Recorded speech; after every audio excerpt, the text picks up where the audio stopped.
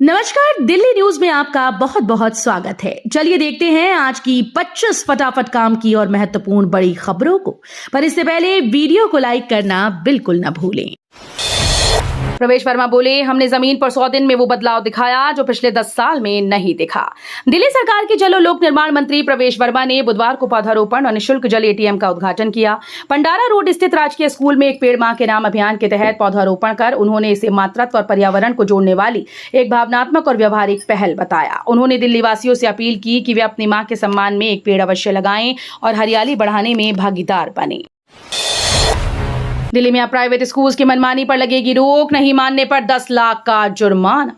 निजी स्कूल की मनमानी को रोकने के लिए दिल्ली सरकार ने Delhi education school transparency in fixation and regulation of fees bill 2025 को अध्यादेश के माध्यम से लागू करने का निर्णय लिया है। नियम का उल्लंघन करने पर 10 लाख रुपए तक का जुर्माना और निरस्त होगी स्कूल की मान्यता हो सकती है। मुख्यमंत्री रेखा गुप्ता की अध्यक्षता में हुई कैबिनेट बैठक में इसे मंजूरी दी गई।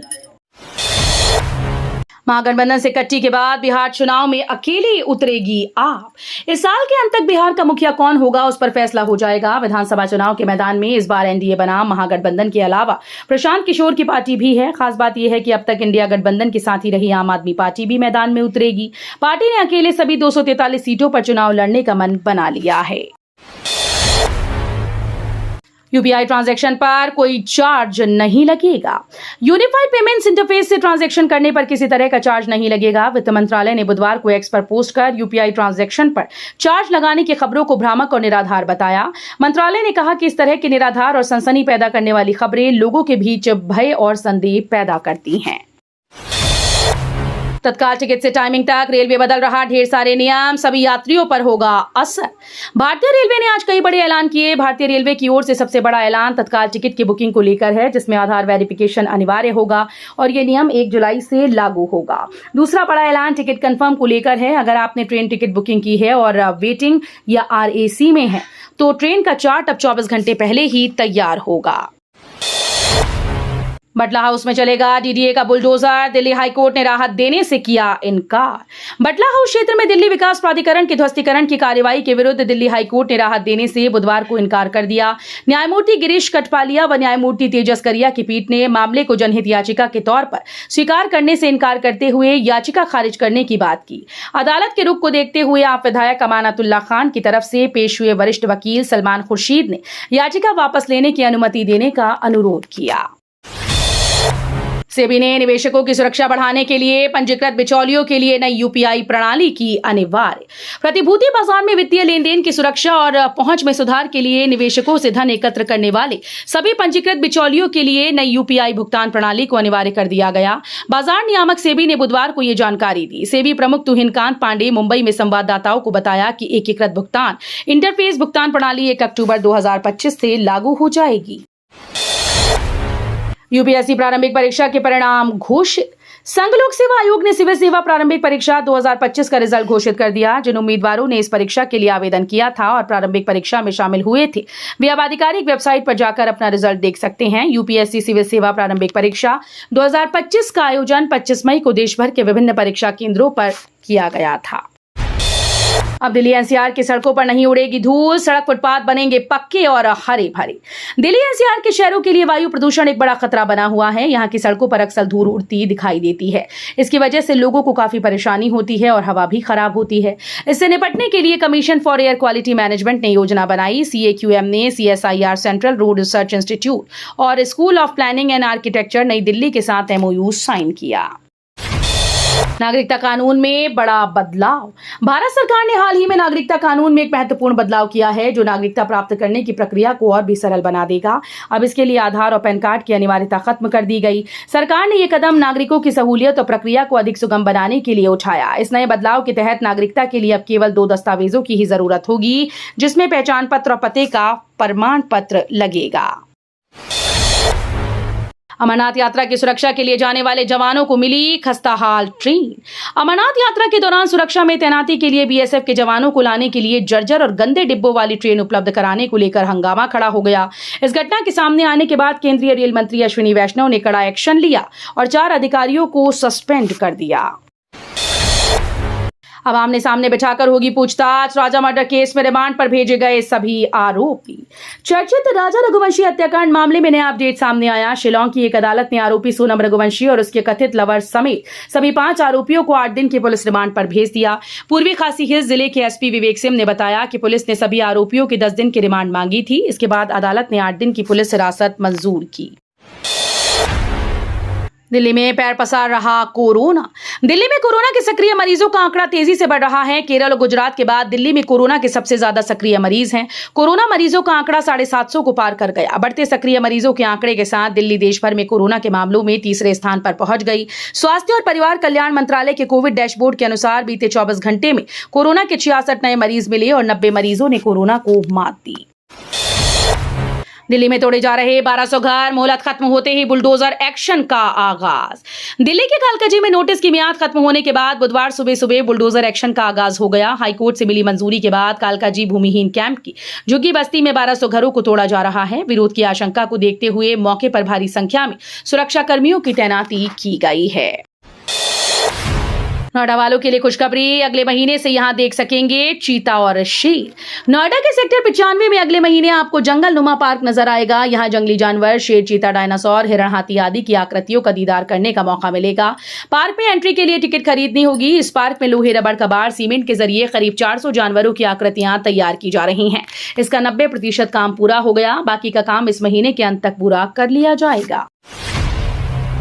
दिल्ली में फिर मिले अवैध बांग्लादेशी। 134 लोगों को वतन वापस भेजने की तैयारी। दिल्ली शहर में दक्षिण जिले की टीम्स के द्वारा 14 अलग अलग अभियान चलाकर 38 महिलाओं और 43 बच्चों सहित 134 बांग्लादेशी नागरिकों को निर्वासित करने के लिए भेज दिया गया। दिल्ली पुलिस ने बताया कि दक्षिण जिले की कई टीम्स झुग्गियों और संदिग्ध इलाकों का दौरा कर रही हैं, ताकि संदिग्ध बांग्लादेशी प्रवासियों की पहचान करने के लिए वोटर ID और आधार कार्ड की जांच की जा सके।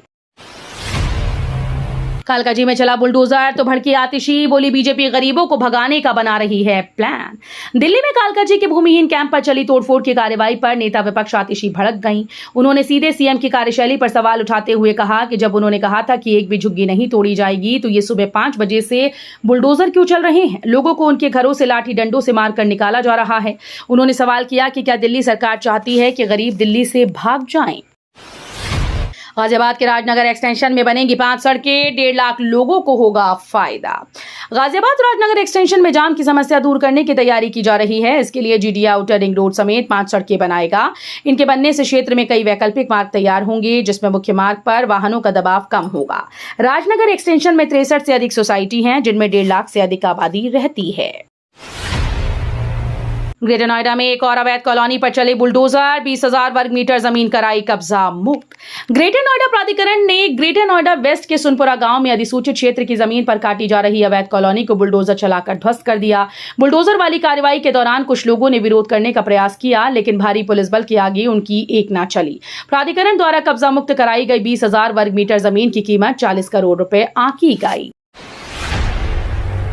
दिल्ली में पारा 45 डिग्री के पार। IMD ने जारी किया रेड अलर्ट। राजधानी दिल्ली इन दिनों भीषण गर्मी की चपेट में है। भीषण गर्मी से लोगों के पसीने छूट रहे हैं। वहीं भारतीय मौसम विज्ञान विभाग ने गर्मी का रेड अलर्ट जारी कर दिया। कई इलाकों में तापमान 45.5 डिग्री सेल्सियस तक पहुंच गया, जिससे लोगों को भारी परेशानी का सामना करना पड़ रहा है। IMD के अनुसार आज तक दिल्ली, NCR समेत उत्तर पश्चिम भारत के कई हिस्सों में हीट वेव की स्थिति बनी रहेगी।